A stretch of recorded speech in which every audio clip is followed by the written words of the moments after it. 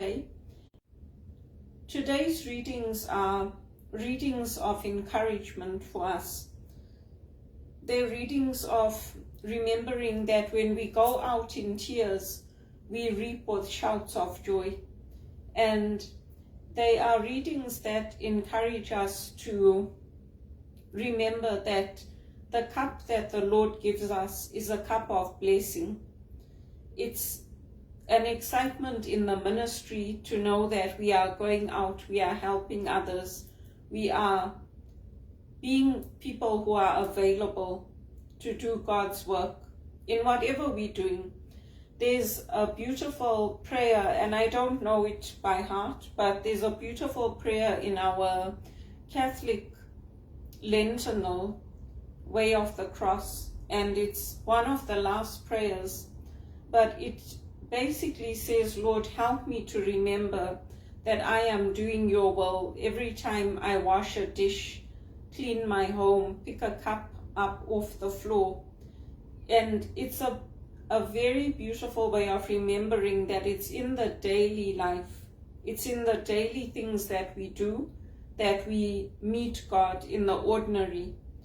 And God is always bringing new things into our lives.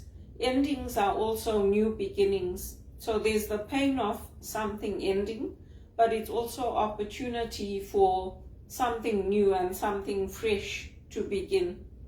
And in that journey of new beginnings, there's always learning, there's always growth, there's always new life.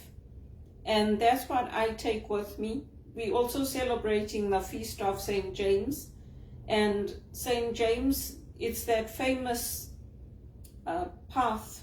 It's like a pilgrimage people do, the way, they call it the way, where they walk in Spain and then they go to where St. James is buried. And that becomes a prayer in itself.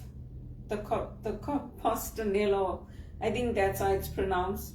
But it's this image that when we go to Christ, Christ also has been given his mission and his ministry.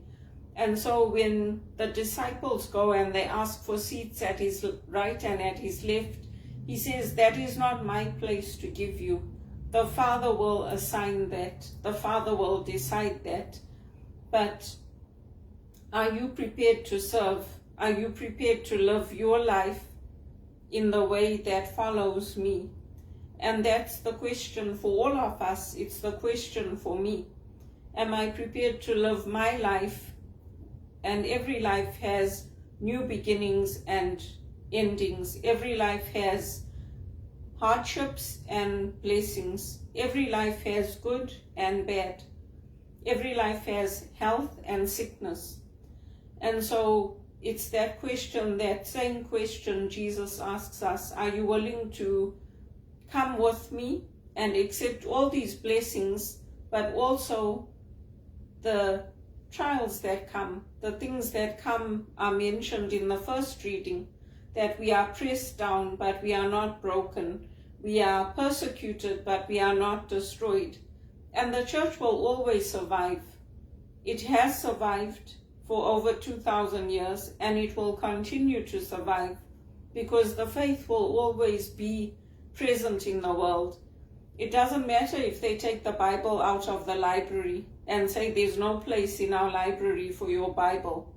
It doesn't matter if they accuse us, if they persecute us, if they tell us that we're delusional, we're schizophrenic. It doesn't matter what they do, because the faith will always survive. And without God's grace, this world would collapse in and of itself. We have fire coming from the skies, we have water, we are walking on fire, literally. The earth is filled with molten fire. So without God's grace, this planet wouldn't survive. Even if you want to look at it from a point of divine intelligence, or whatever you want to call it, it's that blessing that comes from living your life faithfully in the Lord. And that's what I am doing. And that's what other Christians are doing. We're following a way. We're following a path that keeps us close to the Lord and that keeps us helping others, focusing on our own lives, our own faith, our own journey, but helps us to raise up and not to destroy our own lives and our own bodies, which are the temple of the Lord, and those of others.